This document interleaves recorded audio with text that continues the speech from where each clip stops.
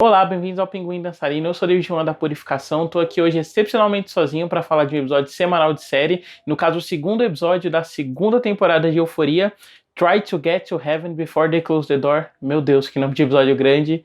Vamos lá.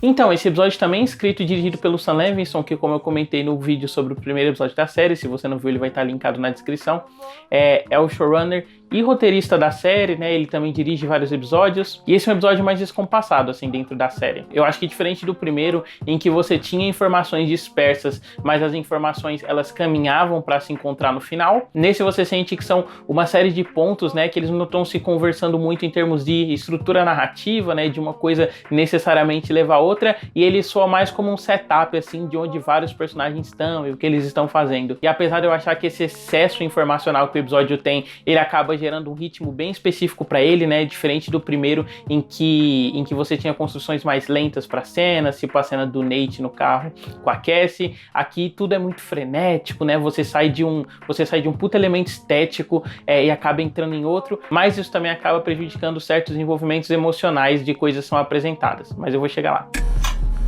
O episódio ele começa, né, com a consequência do episódio passado. A gente vê o Nate, percebe que agora ele tá apaixonado pela Cassie, né? Ele tem toda uma viagem, assim, dele imaginando como ele seria com a Cassie, umas cenas bem de fetiche, assim, dos dois transando copiosamente, né? Entendo porque aquilo tava rolando, mas chega uns momentos que eu fiquei, nossa, tá bom, cara, entendi o que você tá fazendo. Aí a gente vai pra escola, vê Rue e Jules, né, finalmente, elas se encontrando e assumindo o namoro e tal. E aí já entra um problema desse episódio, né? Um negócio que eu comentei no começo sobre essa ausência de peso emocional, né? Porque a gente vê que a Jules, ela ficou com ciúme da Rue, né? E de como ela estava tratando o novo personagem, que agora me fugiu o nome. Mas pro episódio, ele tá focado nesse excesso de informação, né? E querer mostrar o que tá acontecendo com cada um personagem. O episódio, a partir disso, ele dá toda uma volta e fala sobre a Mad ser babá, e aí ela ficar experimentando a roupa das mulheres, que ela não queria ter esse emprego necessariamente. E aí, tipo, isso intercala com outros personagens pra depois a gente voltar pra Jules. Então, tipo, mesmo esse sendo o momento em que é um choque emocional para Jules, né?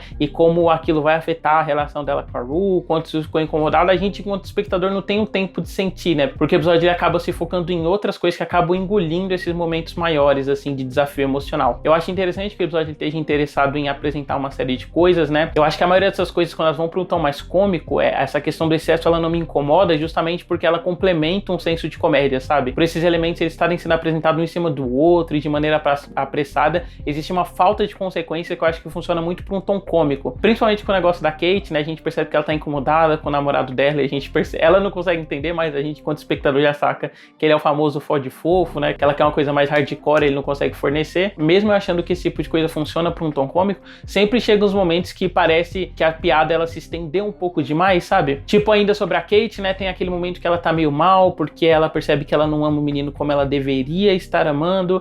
Aí ela entra para ver um vlog do pessoal fazendo uma maquia e fala, e aí, tipo, a partir disso ela imagina várias dessas influências, né, pressionando ela para ela se sentir bem, e aí, ao mesmo tempo que isso é uma piada, também tem um tom do comentário social, né, da pressão dos influencers estarem cada vez mais nessa coisa da autoajuda com o jovem, e isso é divertido no primeiro minuto, né, quando a personagem tá falando isso enquanto ela simplesmente exibe o corpo, a outra tá falando isso enquanto ela é linda e ela não precisa fazer nada, mas a cena ela vai se estendendo, ela vai escalonando, e aí chega um momento que, sei lá, já tá uns 3, 4 minutos dessa mesma piada e você já entendeu o que ele quis dizer desde o começo, sabe? Eu acho que esse é um dos outros momentos que ele acaba se perdendo no episódio.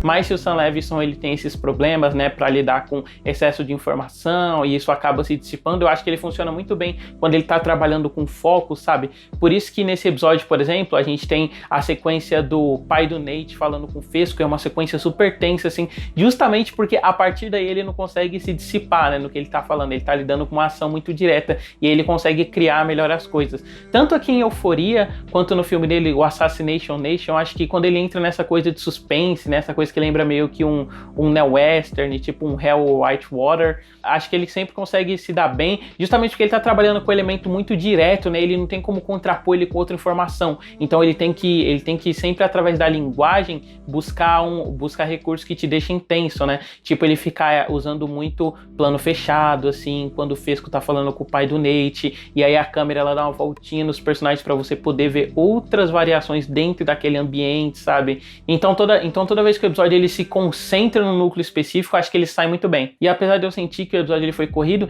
eu não consigo não achar interessante, né, as coisas que foram apresentadas, tipo o Ali falando com a mãe da Rue e para onde isso vai levar, porque a gente percebe, né, nesse episódio, nos diálogos da Rue, o quanto, por mais que ela diga que não, né, a ausência de uma figura paternal afetou ela, né? Aliás, eu gosto muito do diálogo que ela tá conversando sobre drogas e sobre como ela se drogar faz ela se sentir ela mesma, porque é muito fácil para algum espectador desavisado achar que a série ela tá romantizando esse tipo de coisa, né? Quando na verdade não, a construção da série ela é oposta a isso, porque ela tá o tempo todo mostrando que, por mais que a Rue se sinta assim, isso não é verdade. A gente tem momentos de sobriedade que a gente vê como a Rue é de verdade, né? E por mais que ela não consiga enxergar isso além de quando ela tá drogada, nós, enquanto espectadores, podemos ver isso. Então a gente vê o quanto ela se drogar acaba prejudicando vários ciclos de relacionamento social dela, principalmente agora com a Jules, né? Aliás, é ainda interessante destacar, né, nessa questão do relacionamento dela, o quanto a gente meio que tá vendo uma inversão, assim, do que foi na primeira temporada, né? Porque na primeira temporada a Rue, ela abandona o uso de drogas quando ela conhece a Jules, né? Porque a Jules, ela meio que cumpre esse papel na vida dela.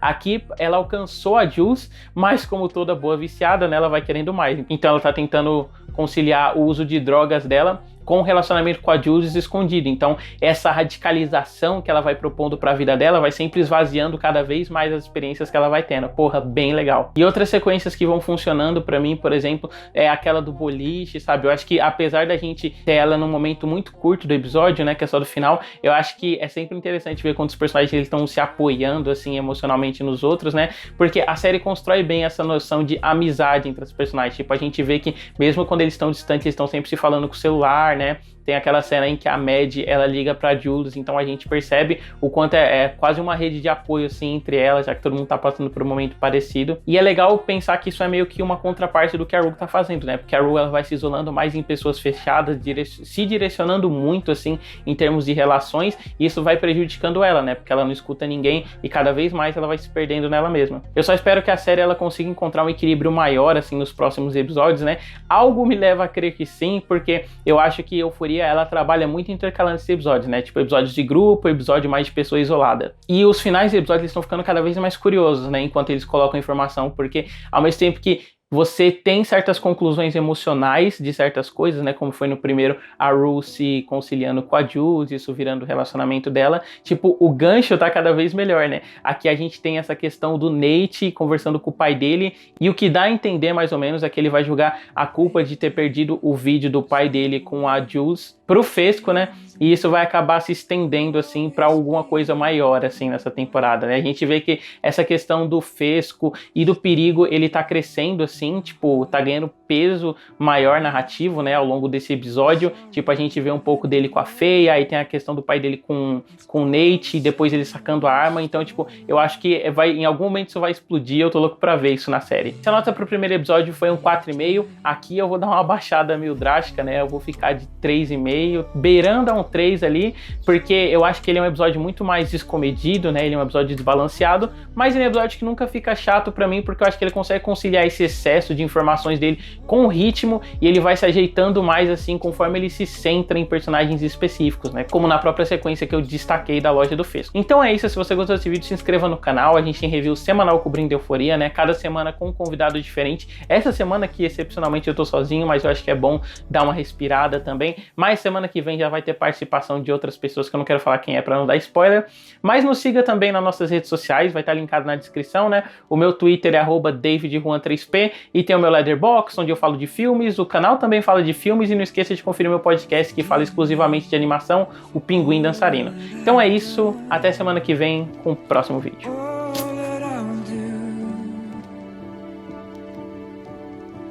It's not because of you I'm darker now, I'm darker with each day, as both of your faces